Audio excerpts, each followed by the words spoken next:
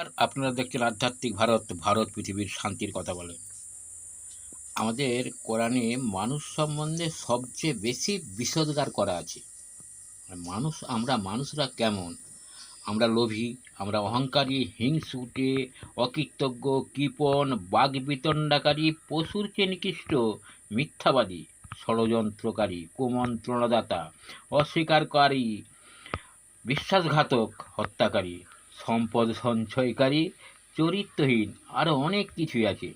কিন্তু সবচেয়ে মানুষের যেটা দিয়ে রেখেছি আল্লাহ বা ঈশ্বর, সেই বিবেক, যেখান থেকে যেই বুদ্ধি থেকে আমরা জানতে পারি, যে বিবেক দ্বারা আমরা জানতে পারি যে আমরা পাপ করছি, আমরা এটার দ্বারা পাপই প্রমাণিত হবে ঈশ্বর কিংবা আল্লাহর কাছে, সেইটা কিন্তু আমরা ভুলে গেছি।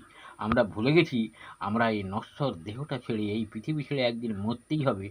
তোমার সম্পদ, তোমার টাকা পয়সা, তোমার ষড়যন্ত্র, তোমার বিশ্বাসঘাতক, সব তোমার সঙ্গে কর্মফল হিসাবে থেকে যাবে।